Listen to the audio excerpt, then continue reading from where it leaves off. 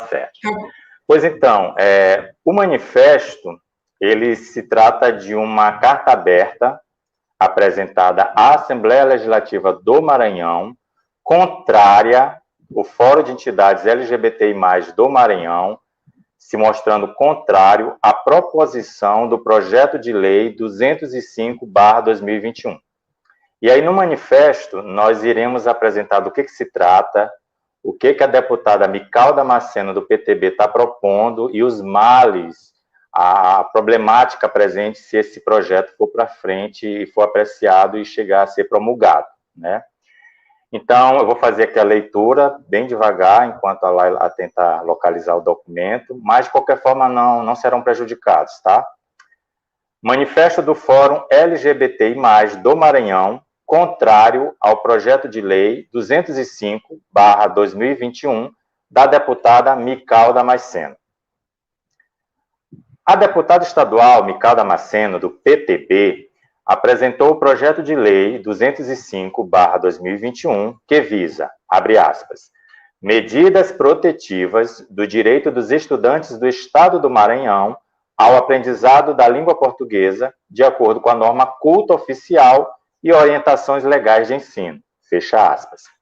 O que fica evidente na proposta é que a referida deputada, ela desconhece totalmente o processo histórico de formação de uma sociedade e a reivindicação dos movimentos sociais LGBTI+, no que diz respeito a uma linguagem neutra. Apresentaremos em itálico, nesse manifesto, alguns trechos do projeto e faremos inferências nos pontos mais nevrálgicos da proposta, além de apresentarmos também a posição de alguns teóricos sobre o debate. Nós não nos comunicamos nem nos expressamos como fazíamos há 500 anos atrás. A própria língua portuguesa, ela sofreu modificações e ajustes de acordo com as demandas surgidas na sociedade, e sem que isso causasse algum tipo de celeuma ou consternação pública. O PH foi substituído pelo F, ou ainda escreveríamos farmácia, simplesmente por um apego a um passado que nunca foi glorioso, ou por um purismo linguístico que nos prende a regras engessadas que não nos permitem avançar em termos de sociedade. O próprio Acordo Gramatical Brasileiro sofreu alterações recentemente, com a retirada de acentos, hífens, sem que os puristas e saudosistas linguistas se manifestassem de forma contrária. Segundo Ibrahim, 2003, página 171, a língua, ela é um sistema simbólico, com suas infraestruturas, história e gramática, em seu amplo sentido semiológico, mas que está diretamente implicada em nossa vida cotidiana material. É um lugar onde expressamos nossos sentimentos, quem somos ou quem nos tornamos, e onde investimos nossos desejos. É também o lugar onde o poder se expressa. Por isso, a língua não é simplesmente um meio de comunicação.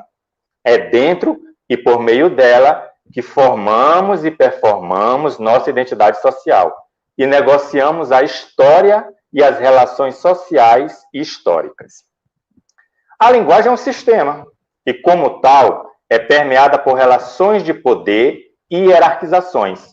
E em seu bojo estão presentes questões político-ideológicas, pautadas em uma nação que foi criada e ensejada em uma perspectiva racista, patriarcal, LGBTfóbica e machista, que reverbera, inclusive, na linguagem. A deputada, no texto de seu famigerado projeto, esquece propositalmente essas questões e desconsidera que vivemos em uma sociedade plural e diversa em sua composição, e que as escolas, locos de intervenção de sua proposta, são espaços que possuem uma multiplicidade de sujeitos com especificidades que devem ser resguardadas, inclusive nas formas de tratamento. Aí a gente traz mais um trecho do projeto. Artigo 2º. Fica vedado, proibido, o uso da linguagem neutra, do dialeto não binário ou de qualquer outra que descaracterize o uso da norma culta na grade curricular e no material didático de instituições de ensino públicos ou privadas, em documentos oficiais dos órgãos estaduais, em editais de concursos públicos, assim como em ações culturais, esportivas, sociais ou publicitárias que percebam verba pública de qualquer natureza.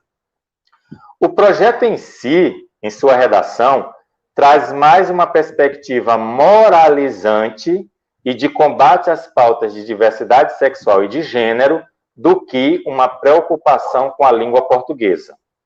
E acusa os movimentos de assumir uma postura político-ideológica, mas oculta os reais interesses de seu projeto, vide o partido que faz parte e que integra a base do governo federal, visivelmente afeito a pautas conservadoras e reacionárias e com orientação neopentecostal. Aí mais um trecho do projeto, artigo 3º. A violação do direito do estudante, estabelecido no artigo 1º desta lei, acarretará sanções às instituições de ensino e aos profissionais de educação que concorrerem em ministrar conteúdos adversos aos estudantes, prejudicando direta ou indiretamente seu aprendizado das regras oficiais da língua portuguesa. Ainda na perspectiva de vigiar e punir e normalizar as relações sociais, o projeto ainda sugere perseguição e punições a quem ousar se opor a pensar e agir diferente, bem alinhado a outros projetos reacionários, como Escola Sem Partido e Escola Sem Mordaça, que interfere no livre exercício de cátedra e da liberdade de expressão, na garantia de uma educação plural e diversa. Na justificativa do projeto, a deputada ainda realiza a infeliz analogia, o que demonstra seu desconhecimento crítico acerca da história, da alcunha de Atenas brasileira, sendo que, ao mesmo tempo em que eclodia certa intelectualidade, quase 1/4 da população era analfabeta no século XIX. Ou seja, a alcunha Atenas brasileira visava mais a manutenção no poder de grupos privilegiados que gozavam das benesses oriundas desse epíteto do que incidia em benefícios para a sociedade, onde a grande maioria passava ao largo desse debate. O projeto ainda afirma que tem a perspectiva de, abre aspas, proteger o nosso patrimônio linguístico-cultural, fecha aspas. Mas aqui já pontuo algumas ações que seriam mais profícuas do que a que o projeto almeja. Fortalecimento do Sistema Estadual de Bibliotecas Públicas do Maranhão e dos Faróis do Saber e do Conhecimento, concursos literários, editais de lançamentos de obras de escritores e escritoras maranhenses, fortalecimento de editoras, livreiros e sebos, fomento a pesquisas com foco no patrimônio linguístico-cultural, solidificação de uma política estadual de arquivos e de memória, enfim, são muitas as ações que a nobre deputada poderia focar seus esforços. Aí a gente traz mais um trecho do projeto. Infelizmente, na contramão da luta por uma educação de qualidade, surgiu nos últimos anos um debate em torno do uso da língua portuguesa atinente ao advento de uma neolinguagem, que pretende modificar a utilização das vogais temáticas, ou, mais especificamente, implementar a chamada linguagem neutra. O que se pretende evidenciar com o debate da linguagem neutra é que as formas utilizadas historicamente já não atendem, em sua plenitude, grupos que foram e ainda são historicamente marginalizados e esquecidos totalmente pelo Estado, como são as pessoas não binárias, agêneros, gênero fluido, entre outros. A deputada ainda chama de sandice a reivindicação como se fosse um desvario de determinados grupos e não uma proposta séria de pessoas que também querem ter seus direitos de representatividade garantidos. Já que a palavra-chave da redação do texto é direitos, mas aí a gente pergunta, somente para alguns, em detrimento dos outros? E ainda tem um tom ameaçador, quando diz que, abre aspas, deve ser tratado com máxima seriedade e urgência. A deputada traz no texto alguns pesquisadores para referendar teoricamente sua proposta, como que para atestar que sua posição é consensual na academia. Porém, é preciso que fique claro que o campo da batalha das ideias não é unilateral, e divergências sempre são comuns e necessárias para que se avance no debate. Mas afirmar que, abre aspas, gênero masculino é, em verdade, um gênero neutro, o que se identifica gramaticalmente, não por aferições ideológicas, fecha aspas, é desconsiderar que tudo é político e permeado por relações de poder. Tal afirmação é conservadora, não acompanha o debate ora posto na sociedade, diante de sua diversidade, e tem uma perspectiva purista, que não ajuda em nada no avanço de uma sociedade democrática. Ficamos com o entendimento do professor Marcos Bagno, 2003, página 18. Ele diz que a convenção de norma padrão, norma culta e norma popular foi prescrita por alguns gramáticos e perdura até hoje, e funciona como um catalisador em potencial de preconceitos. É como se a língua não pertencesse a cada um de nós, não fizesse parte de nossa própria materialidade física, não estivesse inscrita dentro de nós. Por isso, ela pode ser maltratada, pisoteada, atropelada. A língua é vista como um outro. Outro ponto abordado é que, ao fazer o debate sobre linguagem neutra, se marginalizaria outros grupos, como, por exemplo, as pessoas com deficiência, PCDs. Mais uma vez esquecendo que os marcadores de diferenças, eles não são caixinhas, e que existem, inclusive, PCDs que são da população LGBTI+, e que tanto a academia quanto os movimentos sociais, eles agem sob uma postura ético-política, em salvaguardar todos os direitos.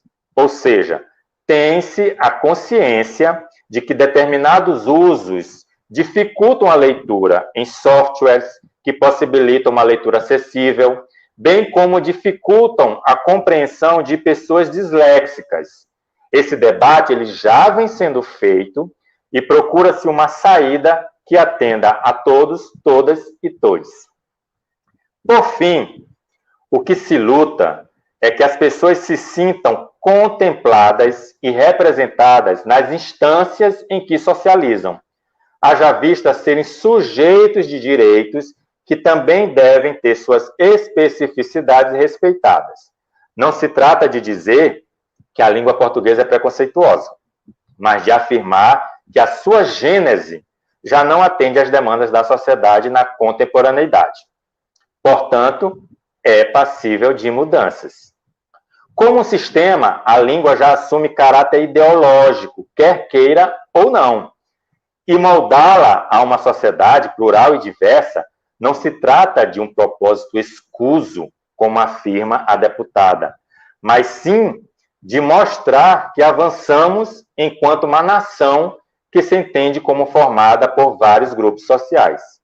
Vale ressaltar que demandas históricas dos movimentos sociais LGBTI+, conseguiram ganhos dentro da gestão pública, como é o caso da Lei número 11.021, de 14 de maio de 2019, que dispõe sobre o reconhecimento e direito do uso do nome social para pessoas trans nos órgãos da administração pública estadual e da outras providências. E de grandes avanços na interlocução com o poder público a nível estadual, em atender demandas sociais da população LGBTI+, em articulação com os movimentos e com a Secretaria Estadual de Direitos Humanos e Participação Popular, a SEDPOP. Ou seja, a intenção é avançar, não retroceder. Diante da exposição, solicitamos que a presidência da ALEMA, Assembleia Legislativa do Maranhão, mesa diretora e demais deputados e deputadas tenham o discernimento do desserviço desse projeto e que o mesmo seja indeferido e arquivado. Obrigado a todos. Manifesto do Fórum de Entidades LGBTI+, do Maranhão, contrários à proposição do projeto de lei 205/2021 da deputada estadual Mical Damasceno, do PTB.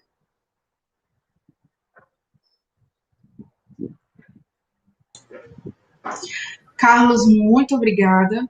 Consegui fazer a transmissão na íntegra de toda a carta, muito bem pontuada, e a língua está em permanente construção, como pontuou a Amanda Costa aqui no nosso comentário. A língua está em permanente construção e mudança.